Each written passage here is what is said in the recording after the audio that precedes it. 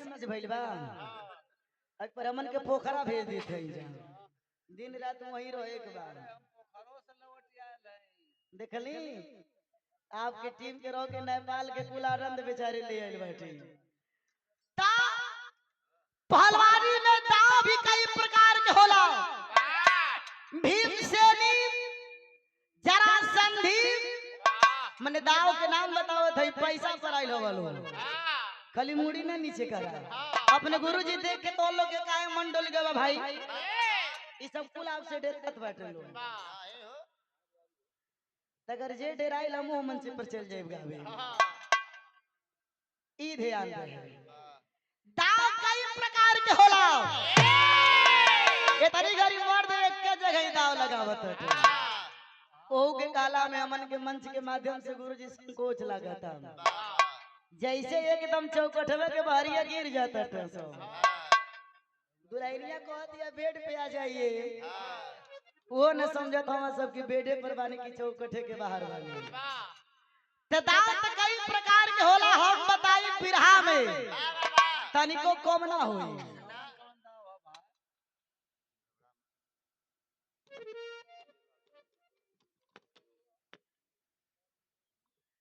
इस सम्मान देने हैं कहानी है कि हमारे गुरु जी के विजय लाल यादव जी के भेज दिया जाए कसिनो काठमांडू 100 रुपया में। भैया बड़ा वहां के खर्चा हो, 100 रुपया में तो कोड़ू के तेल तक नहीं लेके सब।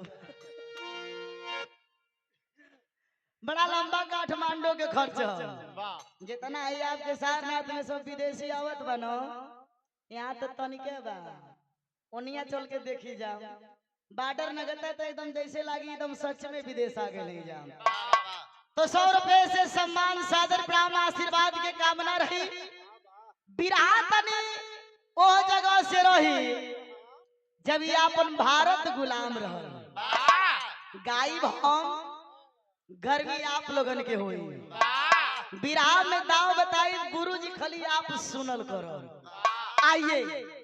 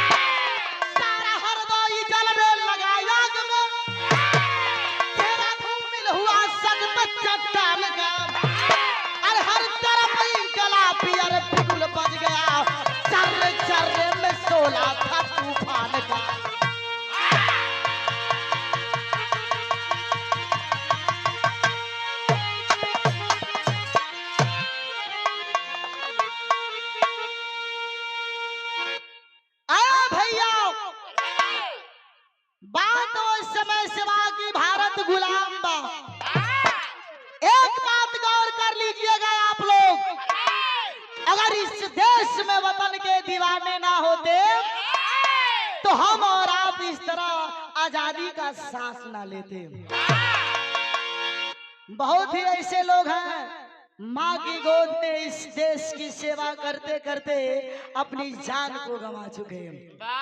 यही सिखाने के बाद लेकिन गजल के लाइन से आइए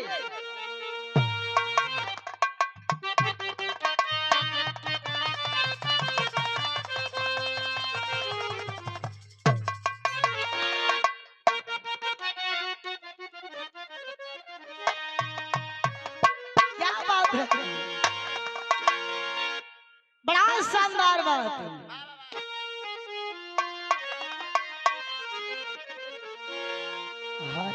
हर तरफ के हर तरफ के अंधेरा सा छाने लगा, हर तरफ के अंधेरा सा छाने लगा, रुख पे जुल्फों का दीवार मत कीजिए।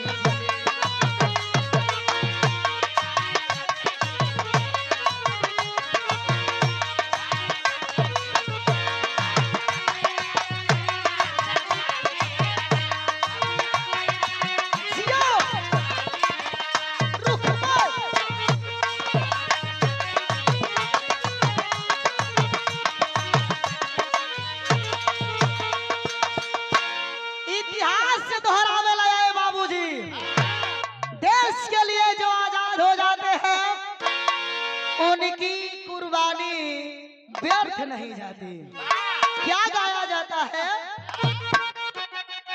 जिस्म के ज्वार पर, अरे जिस्म के ज्वार पर जब कयामत हुई, जिस्म के ज्वार पर जब कयामत हुई, चूर शीशा भी रोया, तस्वीर का चूर शीशा भी रोया, तस्वीर का।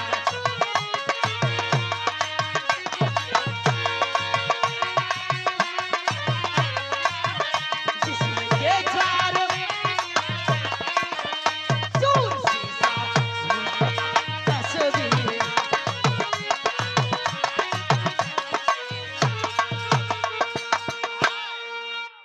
भैया इतिहास से दोहरावेला जे अपने देश के खातिर अपने जान के कुर्बान करेला। यही सिखाने के शुरुआत कोना जिला से बा, बिरहा में जौहरी शहर के लाइन से।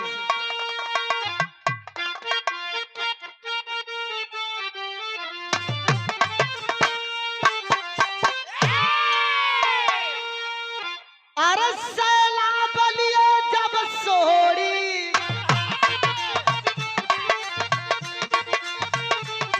चल पड़ा है हल्दी घाटी, लाश मरला से पटक, रंग गई वतन की माटी,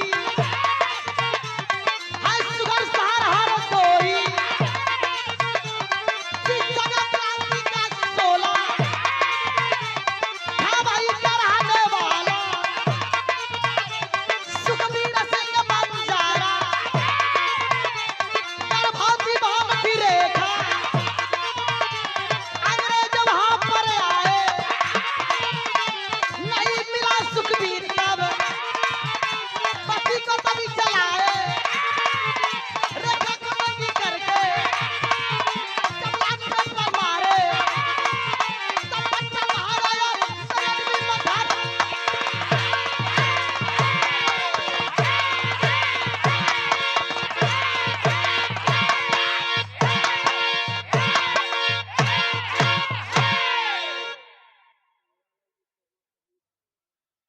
सम्मान मिला आदरणीय आप सेवालाल विश्वकर्मा जी, खजूरी सारनाथ के सरजमी से कलाकारों का मनोबल आपने अफजाई किया, सादर प्रणाम हो। कहानी में तनी गौर करी, हर जिला के कहानी सुनत है जा, कोनो ऐसन जिला नहीं के जो ना जिला में वीर नहीं खा। एकदम सुगर शहर हरदोई से ही कहानी लिहल गइल बा। पहली क्रांतिकारी की लौ चली थी, क्रांतिकारी वाली टोली का रहने वाला सुखबीर सिंह बंजारा, चारों तरफ अंग्रेजों में खलबली मचा दिया। अंग्रेज सोचने लगे कि अरे यार पता लगाओ, ये सुखबीर क्रांतिकारी वाली टोली का अगुवाई कर रहा है, इसका कमजोरी क्या है जरा पता लगाओ। एक दिन अंग्रेज साले 4 सिपाही के साथ सुखबीर सिंह के घरे पहुंच गइलन। ए भैया कोनो काम बस सुखबीर सिंह अपने घरे ना रहलन। घरवा में माई बाप भी ना हवन, माई बाप छोटाने पर गुजर गए। मात्र सुखबीर और सुखबीर सिंह की छोटी बहन रेखा, बहन के शादी को धेले रहलन। सुखबीर के बहन रेखा तनी गर्भवती बाड़ी। अंग्रेज दुआरी पर रहलन, सुखबीर के ना पौलन। सुखबीर के बहन रेखा के बाल पकड़ के अंग्रेज घरवा से तनी बहरी खींच लेलन। गर्भवती बहन से पूछलन कि आए लड़की, तुम्हारा भाई सुखबीर कहाँ है? रेखा कहला कि भाई के तो पता नहीं के, हमरा पता भी नहीं बा कि हमार भाई कहाँ बाड़े। मुहवा के बंद कैली। अंग्रेज साले जितना दैया के गोरा रहला, ये भैया मनवा के उतने काला रहलन। रेखा जब अपना भाई के पता ना बतौली, गर्भवती बहन के पैर से मार के जमीनिया पर गिरा देलन। गिरौला के बाद गर्भवती बहन के पेट पर लात मरलन। अजय लतवा मरलन। ए भैया बच्चा तनी पेट से बाहर निकल आध मरल एकदम। वही रेखा जमीन पर पड़ल बा, तब तक भी पेट अंग्रेज के नहीं खे भरत। अंग्रेज वही खड़ा हवन। रेखा बहन अपने बबुआ के बाहर निकलल, अध मरल पड़ल है। रेखा रो रो करके कहत पाड़ी, गीत के लाइन बा।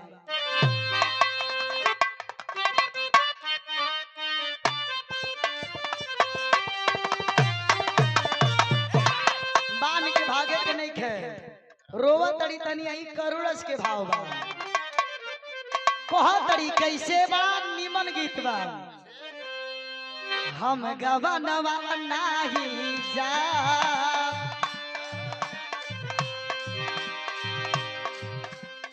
हम गवनवा नाही जा, हम गवनवा नाही जा। नई नई प्रीत लगल यही रनवा, हम गवनवा नाही जा।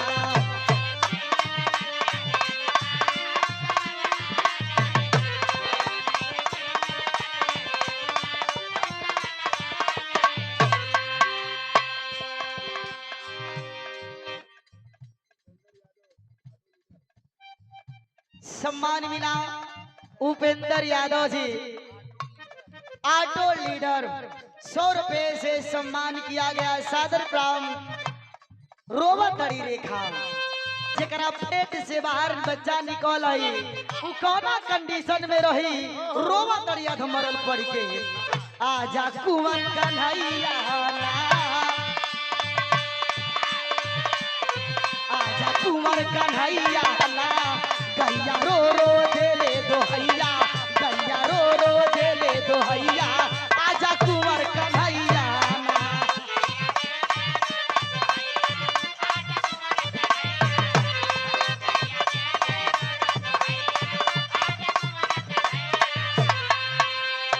रोवा ताड़ी रेखा, आगे पीछे केहू ना हो, काहे ना अंग्रेज के दौड़ तो बटले बा। रोवा ताड़ी कहा ताड़ी, टार्चर को क्यों न थकन पापी, टार्चर को क्यों न थकला पापी। गोलियां बहनी को मारेला, गोलियां बहनी को मारेला। लसिया छोड़ के भागे मुदैया, लसिया छोड़ के भागे मुदैया। आजा कुंवर कन्हैया ना।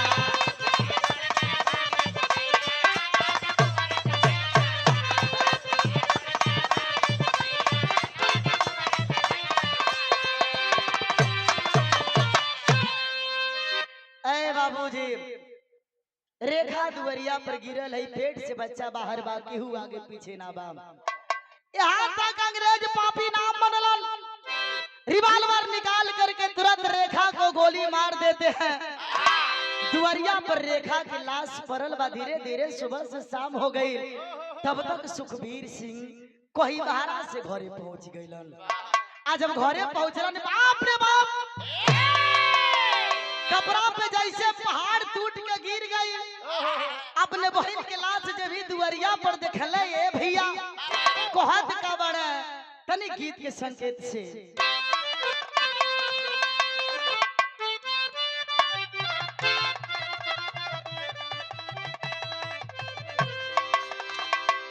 सुपर डुपर गीत भाई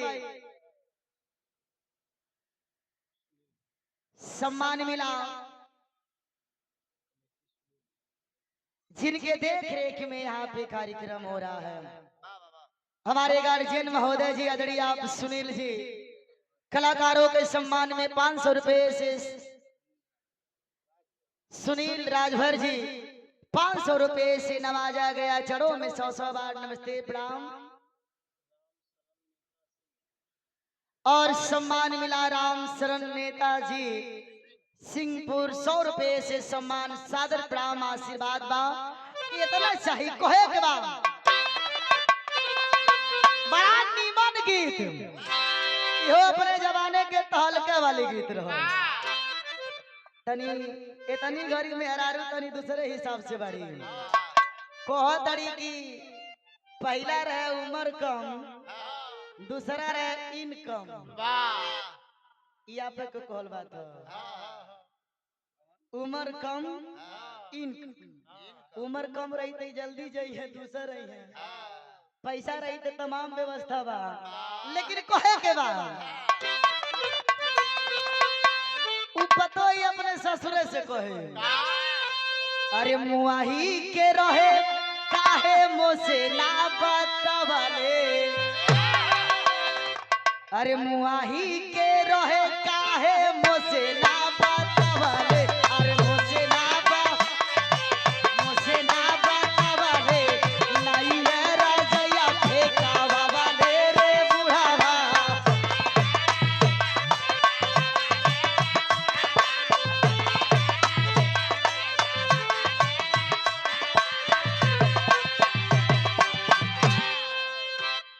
सम्मान मिला बाबा सूरदास का श्रृंगार विराट कुश्ती दंगल दिनांक 12 तारीख यह 11/2024 जो गायक है ओम प्रकाश दीवाना मन बिहार से और गायिका आदरणीय आप रजनीगंधा जी। कई बार आप लोग सुननी पहुंच करके बढ़न संख्या में छोटना सम्मान मिल जाये 100 रुपए से सम्मान नमस्ते प्रणाम। कहे के बाद भाई अपने बहन के द्वारा पर लाश देख के अपने बहन के लगे दौड़ के कहते कहा लसिया उठा के रोवे